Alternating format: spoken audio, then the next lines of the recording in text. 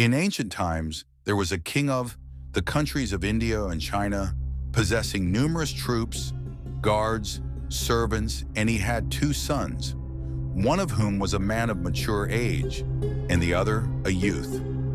Both of these princes were brave horsemen, but especially the elder, who inherited the kingdom of his father and governed his subjects with such justice that the inhabitants of his country and whole empire loved him. He was called King Shahryar. His younger brother was named Shah-Zaman and was king of Samarkand. The administration of their governments was conducted with rectitude, each of them ruling over his subjects with justice during a period of 20 years, with the utmost enjoyment and happiness. After this period, the elder king felt a strong desire to see his brother and ordered his minister to prepare and request a meet-up with his brother. Having taken the advice of the minister on this subject, he immediately gave orders to prepare handsome presents, such as horses adorned with gold and costly jewels and expensive stuffs. He then wrote a letter to his brother, expressive of his great desire to see him. And having sealed it and given it to the minister, he ordered the minister to strain his nerves and use all expedition in return to bring him his brother. The minister answered without delay, "I hear and obey," and forthwith prepared for the journey. It took him 3 days to pack for the journey, and on the 4th day, he took leave of the king Shahryar and went forth towards the deserts. He proceeded night and day, and each of the kings under the authority of King Shahryar, by whose residence he passed, came forth to meet him, with costly presents and gifts of gold and silver, and entertained him 3 days, after which, on the 4th day, he accompanied him 1 day's journey and took leave of him. Thus he continued on his way until he drew near to the city of Samarkand, when he sent forward a messenger to inform King Shah-Zaman of his approach. The messenger entered the city, inquired the way to the palace, and introducing himself to the king, kissed the ground before him, praying and acquainted him with the approach of his brother's minister, upon which Shah-Zaman ordered the chief officers of his court and the great men of his kingdom to go forth a day's journey to meet him. And they did so, and when they met him, they welcomed him and walked by his stirrups until they returned to the city. The minister then presented himself before the king Shah-Zaman, greeted him with a prayer for the divine assistance in his favor, and informed him of his brother's desire to see him, after which he handed to him the letter. The king took it, read it, and understood its contents, and answered by expressing his readiness to obey the commands of his brother. But said he, "I will not go until I have entertained thee 3 days." Accordingly, he lodged him in a palace befitting his rank, accommodated his troops in tents, and appointed them all things requisite in the way of food and drink, and so they remained 3 days. On the 4th day, he equipped himself for the journey, made ready his baggage, and collected together costly presents suitable to his brother's dignity.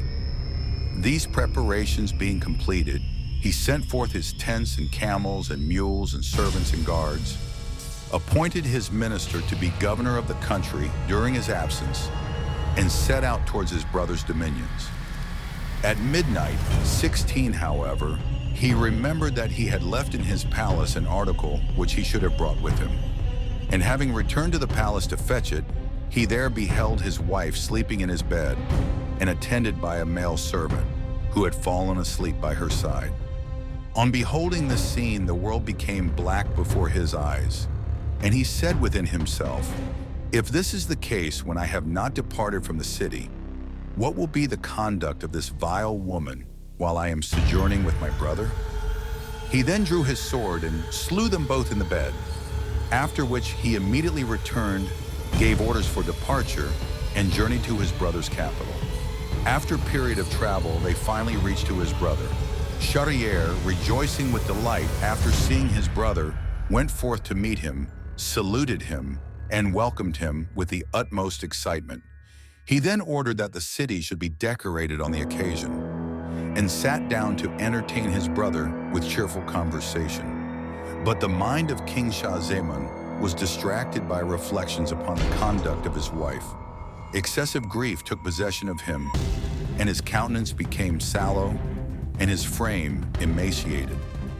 His brother observed his altered condition, and imagining that it was occasioned by his absence from his dominions, abstained from troubling him or asking respecting the cause, until after the lapse of some days, when at length he said to him, "O my brother, I perceive that thy body is emaciated, and thy countenance is become sallow." He answered, "O brother, I have an internal sore." And he informed him not of the conduct of his wife which he had witnessed. Shahryar then said, "I wish that thou wouldest go out with me on a hunting excursion. Perhaps thy mind might so be diverted." But he declined, and Shahryar went alone to the chase. Now there were some windows in the king's palace commanding a view of his garden.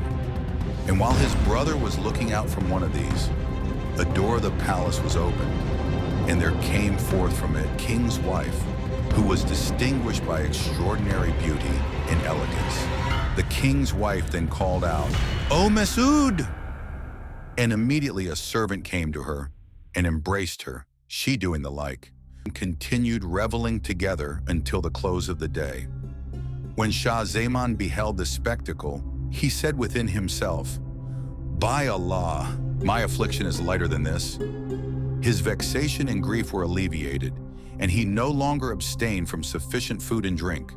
When his brother returned from his excursion, and they had saluted each other, and King Shahryar observed his brother Shah Zaman, that his color had returned, that his face had recovered the flush of health, and that he ate with appetite after his late abstinence, he was surprised and said, "O my brother, when I saw thee last, thy countenance was sallow, and now thy color hath returned to thee. Acquaint me with thy state."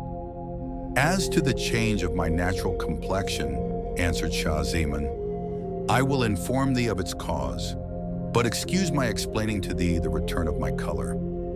"First," said Shahryar, "relate to me the cause of the change of thy proper complexion and of thy weakness." "Let me hear it." "Know then, O my brother," he answered, "that when thou sent thy minister to me to invite me to thy presence, I prepared myself for the journey, and when I had gone forth from the city, I remembered that I had left behind me the jewel that I have given thee. I therefore returned to my palace for it, and there I found my wife sleeping in my bed and attended by a black male slave, and I killed them both and came to thee. But my mind was occupied by reflections upon this affair, and this was the cause of the change of my complexion and of my weakness. Now, as to the return of my color, excuse my informing thee of its cause." But when his brother heard these words, he said, "I conjure thee by Allah that thou acquaint me with the cause of the return of thy color." So he repeated to him all that he had seen. "I would see this," said Shahryar, "with my own eye."